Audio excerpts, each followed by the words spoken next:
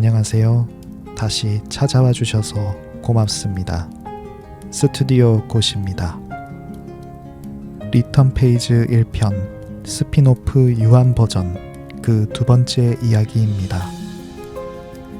혹시 지난 이야기를 아직 듣지 못하셨다면 1편을 먼저 듣고 오시길 권해드립니다. 오늘 이야기가 한결 더 깊이 가 닿을 겁니다. 지난밤 비는 그치지 않았습니다. 그 병원의 불빛 아래로 느리고 무거운 발소리가 계단을 올라왔고 문 하나를 사이에 두고 한 사람의 젖은 숨소리가 멎어 있었습니다. 들어올지 말지를 망설이던 세상에서 가장 외로운 숨소리. 이야기는 바로 그 문이 열리는 순간부터 다시 시작됩니다. 되돌릴 수 있는 힘을 지닌 사람이 왜 그 손을 거두는가? 오늘 이 두 번째 이야기 안에서 그 조용한 선택의 이유를 함께 만나보시길 바랍니다. 편안히 기대 앉으세요. 그리고 이 목소리가 마음에 닿으신다면 좋아요와 구독, 알림 설정도 잊지 말아주세요. 여러분의 작은 응원이 다음 이야기를 이어갈 큰 힘이 됩니다. 그럼 이어서 들려드리겠습니다. 리턴 페이지 1편 스피노프 유한 버전 두 번째 이야기.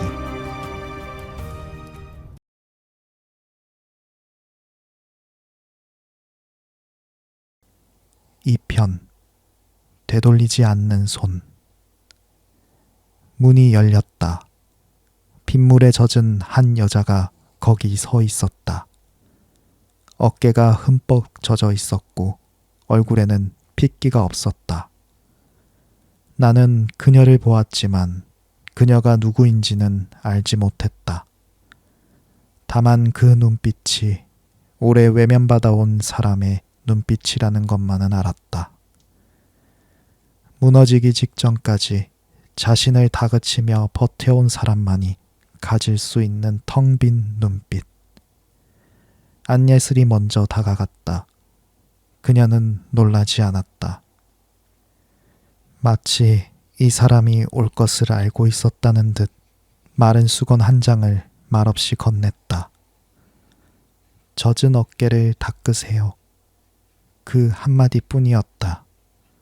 그러나 그 안에는 묻지 않고 그저 곁에 있어주는 사람만이 가진 온기가 담겨 있었다. 나는 안예슬의 그 짧은 말이 어떤 긴 위로보다 깊이 가닿는 것을 보았다. 여자의 어깨가 아주 조금 내려앉았다. 그녀는 수건을 받아들고 떨리는 손으로 어깨를 닦았다. 안예슬은 그녀를 푹신한 소파로 안내하고 따뜻한 차 한 잔을 내려놓았다. 잠시 후에 원장님이 보실 거예요. 천천히 계세요. 나는 진료실 안에서 그 모습을 보고 있었다. 서두르지 않았다. 무너진 사람에게 가장 위험한 것은 재촉이다. 나는 그녀가 온기에 몸을 녹이고 떨림이 조금 가라앉기를 기다렸다. 그리고 그녀가 자리에서 일어나 진료실로 들어왔을 때 나는 비로소 입을 열었다. 앉으세요. 내 목소리는 낮았다. 그녀는 의자에 앉았다. 무슨 말을 해야 할지 모르는 얼굴이었다. 그저 눈물이 먼저 흘렀다. 나는 재촉하지 않았다.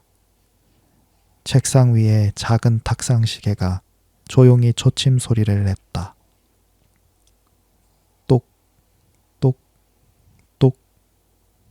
그 일정한 소리가 방 안의 시간을 천천히 고르게 했다. 나는 그녀가 울음을 그칠 때까지 가만히 기다렸다. 기다리는 일은 내가 가장 오래 해온 일이었다. 그녀의 울음이 조금 잦아들었을 때 나는 위로의 말을 건네지 않았다. 위로는 때로 사람을 더 외롭게 한다. 대신 나는 조용히 물었다. 그 순간으로 돌아갈 수 있다면 뭐가 달라졌으면 하나요? 그 질문은 내가 사람들에게 건네는 가장 깊은 물음이었다. 그것은 단순한 가정이 아니었다. 나에게는 정말로 그 순간으로 돌아가게 할 힘이 있었으므로. 그러나 그 사람들은 그것을 알지 못한 채 그 질문 앞에서 자신이 정말로 무엇을 잃었는지를 처음으로 들여다보게 된다. 그녀는 더듬더듬 이야기를 풀어놓기 시작했다. 나는 그제야 그녀가 누구인지를 알게 되었다. 윤지수, 한올 초등학교의 1학년 담임교사. 그녀는 아이들을 위해 작은 방을 만든 사람이었다. 급식실을 개조한 교실 한 구석, 오래 방치된 비품 창고를 며칠에 걸쳐 손수 치우고 작은 조명을 달고 푹신한 방석을 깔고 인형들을 한 자리씩 앉힌 방, 마음 정류장. 마음이 너무 빨리 달릴 때 잠깐 멈춰 숨을 고르고 가는 곳. 문 앞에는 직접 만든 팻말을 걸었다고 했다. 여기서는 울어도 괜찮아요. 나는 그녀의 이야기를 들으며 한 번도 본 적 없는 그 방을 마음속에 그렸다. 곰인형과 토끼 인형, 눈이 단추로 된 낡은 강아지 인형. 분을 못 이겨 책상을 내리치던 아이를 데리고 들어가 아무 말 없이 곰인형을 안겨주던 그녀. 천천히 해도 된다고 선생님이 여기 있다고 말해주던 그녀. 그 방은 내가 이 골목 위층에서 하는 일과 다르지 않았다. 그녀 또한 자기만의 방식으로 사람을 살리는 사람이었던 것이다. 그러나 그 마음에 금이 가기 시작했다고 그녀는 말했다. 작은 다툼이 있었다고 했다. 아이 둘이 다투었고 그녀는 늘 하던 대로 두 아이를 화해시켰고 가정에 짧은 안내 문자를 보냈다고. 그리고 그날 저녁부터 한 학부모의 전화가 시작되었다고. 처음에는 질문이었던 것이 점점 분노가 되었고 밤늦도록 자정이 넘도록 이어졌다고. 그녀를 가장 무너뜨린 것은 한마디였다고 했다. 이건 정서적 학대로 신고할 수도 있는 일이라는 말. 말을 마친 그녀의 어깨가 가늘게 떨렸다. 제가 뭘 잘못했는지 모르겠어요. 아이를 혼낸 적도 없어요. 그냥 마음을 어루만지려고 했을 뿐인데 그게 어떻게 학대가 되죠? 이제는 아침에 교실 문을 여는 게 무서워요. 아이들 얼굴을 보는 것조차 두려워진 제가 제일 견디기 힘들어요. 나는 그 떨림을 오래 바라보았다. 그리고 그 순간 내 안에서 깊은 갈등이 일었다. 나는 알고 있었다. 나에게는 이 사람을 저 고통의 밤 이전으로 돌려보낼 힘이 있다는 것을. 손끝에 금빛 입자를 모으고 허공에 시계의 문양을 천천히 그려넣기만 하면 되었다. 그러면 그 전화도 그 말도 그녀를 무너뜨린 모든 밤이 일어나지 않은 일이 된다. 그녀는 다시 아침마다 환하게 웃으며 교실 문을 여는 사람으로 돌아갈 수 있었다. 내 손끝이 아주 미세하게 저릿했다. 금빛 입자가 모이려 하고 있었다. 외면하지 못하는 나의 천성이 또 한 번 나를 개입으로 밀어붙이고 있었다.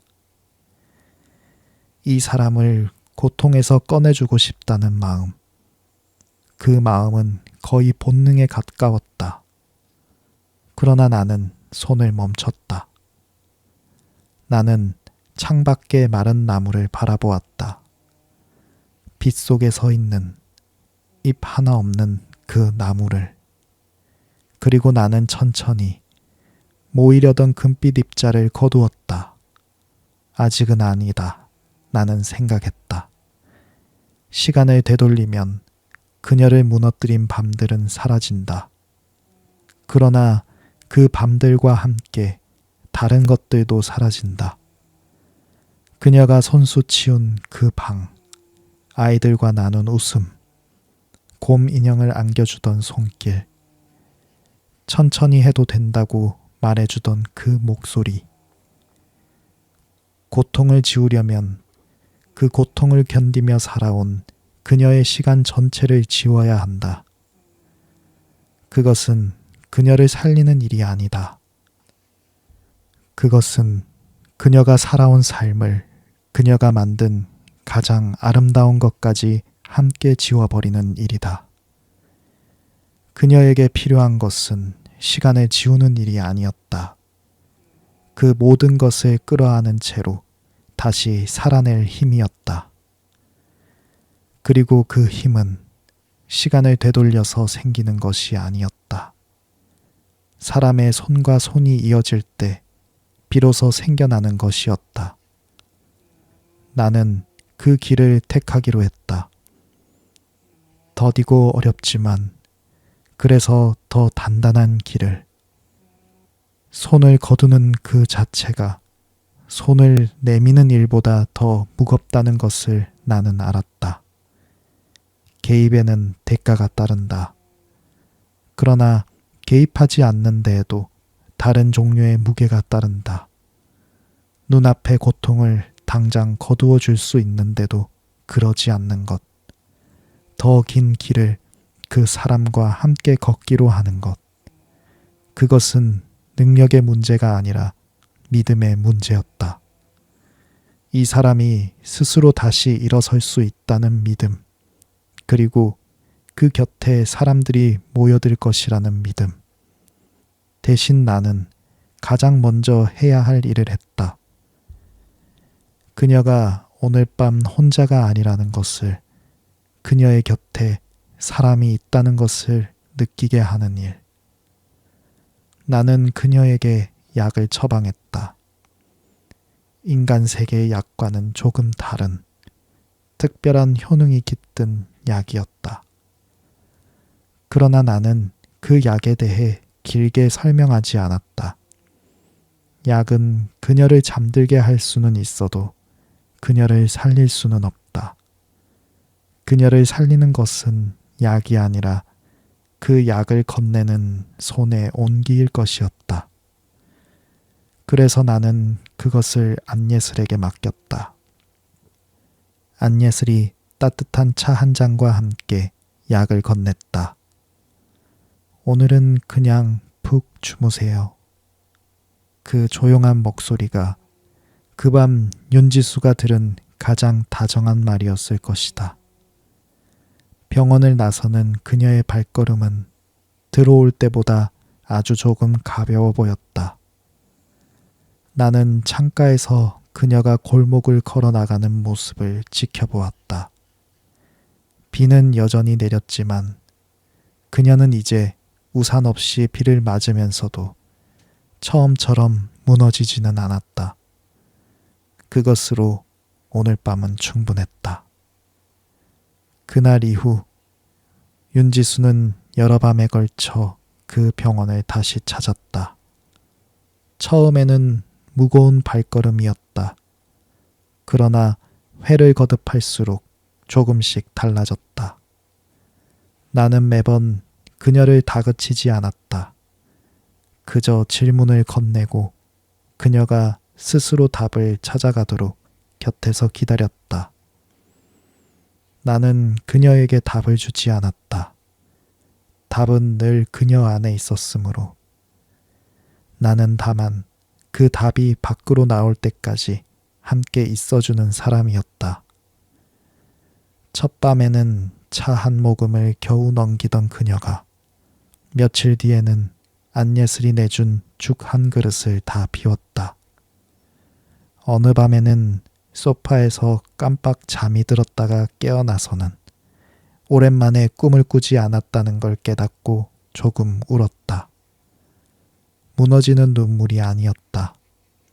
오래 막혀있던 무언가가 풀리며 흐르는 눈물이었다.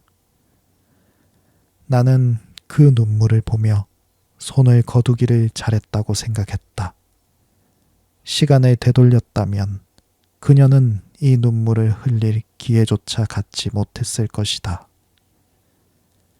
상담과 약은 그녀의 무너진 마음에 천천히 받침대를 대어 주었다. 무너지는 속도가 멈추고 아주 더디게나마 다시 차오르기 시작했다. 나는 그 차오름을 지켜보았다.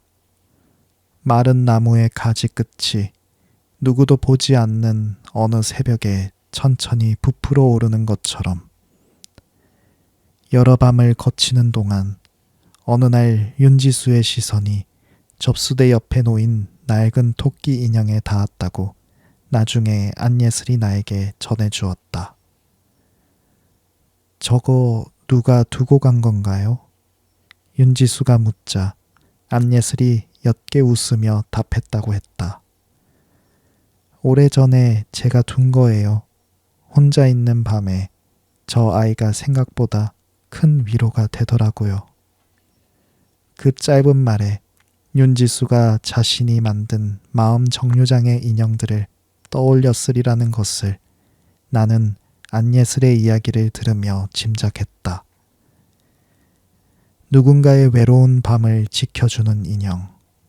그러고는 아주 오랜만에 누구를 위해서가 아니라 자신을 위해 옅게 웃었다고 했다. 나는 그 장면을 직접 보지 못했다.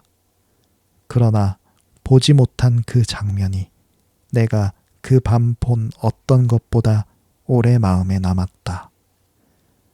마음이 차오르는 동안 바깥에서는 다른 사람들이 움직이고 있었다. 그것은 내가 한 일이 아니었다. 정직하게 말하면 나는 그 일들을 그 자리에서 보지 못했다. 마음의 회복만으로는 풀리지 않는 문제가 남아 있었다. 악성 민원과 신고의 그림자. 그것은 윤지수 혼자 감당할 수 있는 일이 아니었고 나의 능력으로 거둘 수 있는 일도 아니었다. 시간을 되돌리는 힘으로는 사람과 사람 사이의 일을 바로 잡을 수 없다. 그것은 오직 사람의 손으로만 가능한 일이었다. 훗날 나는 그 일들을 공정한에게서 전해 들었다. 공정한, 오래전 내가 두 번째 기회를 건넨 사람 중 하나였다. 그는 골목 안 작은 사람들의 이야기만 들여다보는 기자였다. 그가 나를 찾아와 그동안 바깥에서 일어난 일들을 차분히 들려주었다. 자신이 한 교사의 사연이 아니라 교권이 무너진 현실 전체를 짚는 기사를 준비했다는 것. 특정한 누구를 비난하기 위함이 아니라 같은 일이 되풀이되지 않게 하기 위함이었다는 것. 그가 구청의 진선미라는 사람에게 제도를 알아봐 달라 부탁했다는 것도 그에게 들었다. 그녀가 며칠 밤을 들여 교사 심리 지원 제도와 교권 보호 절차, 악성 민원에 공동으로 대응할 창구까지 찾아내 결재를 받아냈다는 것. 없으면 만들면 된다고 말하는 사람이라고 공정하는 그녀를 그렇게 소개했다. 나는 그 사람을 만난 적이 없었다. 그러나 만난 적 없는 그 사람의 끈질김이 어쩐지 나에게는 익숙하게 느껴졌다. 끝까지 포기하지 않는 사람, 내가 가장 신뢰하는 종류의 인간이었다. 서희준이라는 청년의 이야기도 들었다. 처음 윤지수를 알아보고 공정한에게 연결한 사람이 바로 그였다고. 그가 윤지수의 이야기를 직접 다루지는 않았다고 했다. 그녀의 상처를 다시 헤집는 일이 될 수 있었기 때문이라고. 대신 그는 한 영상에서 아이들을 사랑한 교사들의 보이지 않는 하루를 조용히 이야기했다고. 그 한마디에 사람들이 자신을 붙잡아준 선생님을 떠올리기 시작했다고. 따뜻한 여론이 작은 물줄기처럼 모이기 시작했다고. 세 갈래의 흐름이 한 곳으로 모였다. 기사가 나가고 여론이 움직이고 제도가 가동되면서 그동안 한쪽으로만 기울어 있던 시선이 비로소 균형을 찾기 시작했다. 윤지수를 향했던 일방적인 의혹의 무게가 차분히 되짚어졌고 거칠게 쏟아지던 민원의 실체가 드러났다. 신고로 이어질 뻔했던 일은 끝내 무산되었다. 그녀를 벼랑으로 몰던 그림자가 여러 사람의 손길 속에서 조금씩 걷히고 있었다. 나는 그 모든 일을 전해 들으며 가슴 깊은 곳이 천천히 따뜻해지는 것을 느꼈다. 내가 되돌리지 않은 이유가 거기에 있었다. 만약 내가 그날 밤 시간을 되돌렸다면 이 모든 일은 일어나지 않았을 것이다. 공정한의 기사도, 진선미의 결재판도, 서희준의 영상도, 윤지수는 고통 없는 과거로 돌아갔겠지만 그 대신 자신을 위해 모여든 이 손들을 영영 알지 못했을 것이다. 한 사람의 무게가 여럿이 나누어 드는 무게로 바뀌는 그 순간을 그녀는 경험하지 못했을 것이다. 손과 손이 이어질 때 비로소 힘이 생긴다는 나의 믿음은 내 능력 바깥에서 사람들의 손으로 증명되고 있었다. 그것은 기적이 아니었다. 그저 끝까지 포기하지 않은 사람들이 만들어낸 아주 인간적인 결과였다. 그리고 그 인간적인 결과가 내 어떤 기적보다 단단하다는 것을 나는 알았다. 며칠 뒤 봄볕 좋은 오후였다. 나는 한올초의 담장 너머에서 멀리 한 풍경을 지켜보고 있었다. 교실 옆 작은 방에서 익숙한 웃음소리가 흘러나오고 있었다. 윤지수가 아이들과 함께 방석에 둘러앉아 있었다.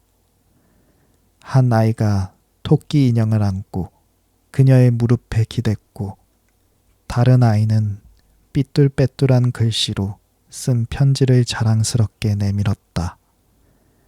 창으로 들어온 봄볕이 인형들 위로 부드럽게 내려앉았다. 그녀의 얼굴에는 오래 잃었던 빛이 돌아와 있었다. 나는 안으로 들어가지 않았다. 들어갈 이유가 없었다. 그 방을 다시 채운 것은 내가 아니었다. 그녀 자신이었고 그녀 곁에 모여든 사람들이었다. 나는 그저 멀리서 한 사람이 다시 웃는 모습을 확인하는 것으로 충분했다. 거기에 영웅 같은 건 없었다.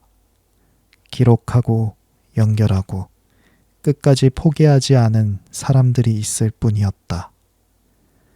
나는 그 사람들 중 하나조차 아니었다.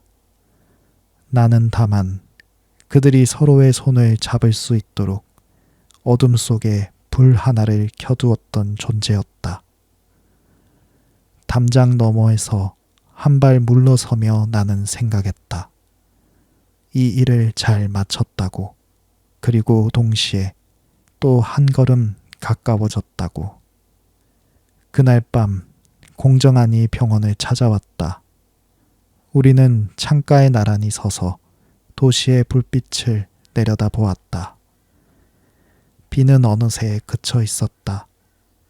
안예슬이 차 2잔을 가져와 곁에 놓고 조용히 물러났다. 잘 끝났네요.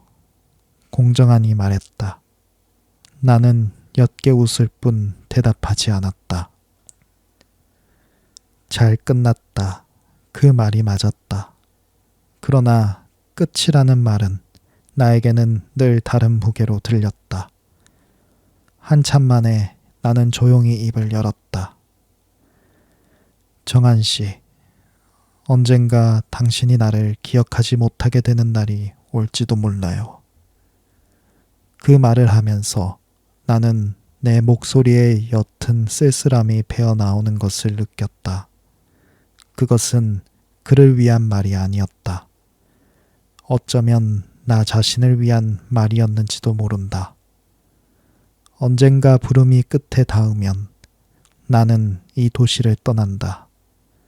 그리고 나와 얽힌 모든 기억은 그에게서도 지워질 것이다.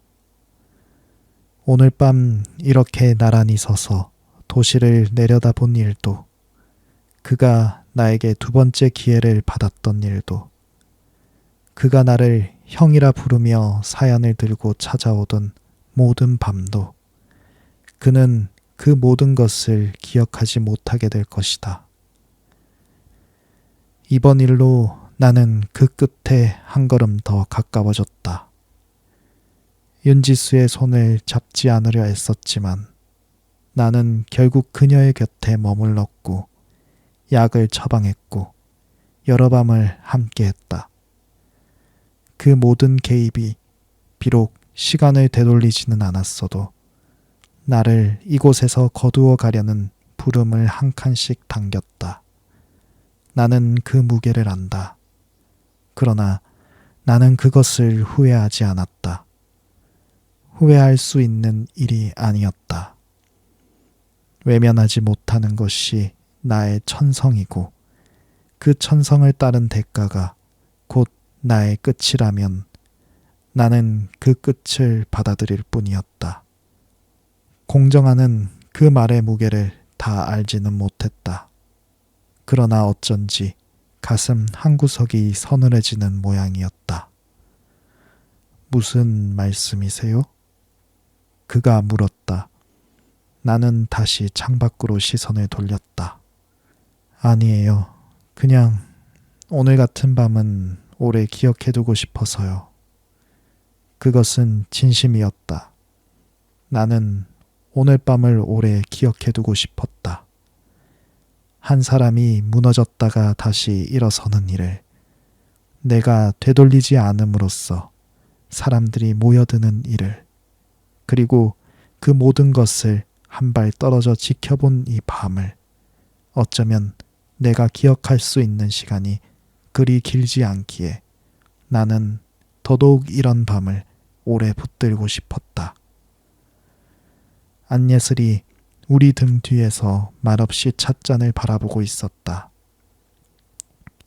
그녀의 얼굴에도 어떤 예감이 옅은 그늘처럼 스쳤다. 그녀 역시 알고 있었다. 언젠가 내가 이곳을 떠나는 날이 오면 나와 얽힌 모든 기억이 그녀에게서도 지워지리라는 것을. 그것을 알면서도 그녀는 오늘도 차를 우렸고 내일 밤에도 우릴 것이었다. 지워질 것을 알면서도 곁에 머무는 일. 나는 그 마음을 끝내 다 갚지 못할 빛처럼 여겼다. 창밖의 불빛은 여전히 따뜻했다. 비는 그쳤고 골목은 고요했다. 그러나 그 따뜻함이 영원하지 않을 수도 있다는 사실을 그날 밤 그 방의 공기만은 어렴풋이 알고 있는 듯했다. 나는 도시의 불빛들을 오래 내려다보았다. 저 불빛들 아래 어딘가에서 누군가는 오늘도 한 입도 뜨지 못한 밥 앞에 홀로 앉아 있을 것이다. 휴대폰을 뒤집어 놓고 꺼져가는 마음을 혼자 견디고 있을 것이다. 나는 그들 모두를 구할 수 없다. 그것은 나에게 허락된 일이 아니다. 그러나 정말로 한계에 다다른 사람에게는 지도에도 없던 불빛 하나가 반드시 보일 것이다. 그리고 그 불빛을 향해 걸어오는 마지막 한 걸음을 누군가는 끝내 외면하지 않을 것이다. 나는 그 누군가의 길을 마지막까지 멈추지 않을 것이다. 내가 이 도시를 떠나는 날이 오더라도, 내가 잊히는 날이 오더라도, 두 번째 기회는 늘 그렇게 거창한 기적이 아니라 사람과 사람 사이에서 조용히 이어진다. 그 손과 손이 이어지는 한 어떤 밤도 영영 어둡지만은 않을 것이다. 그래서 나는 오늘 밤에도 이 불을 꺼두지 않기로 했다.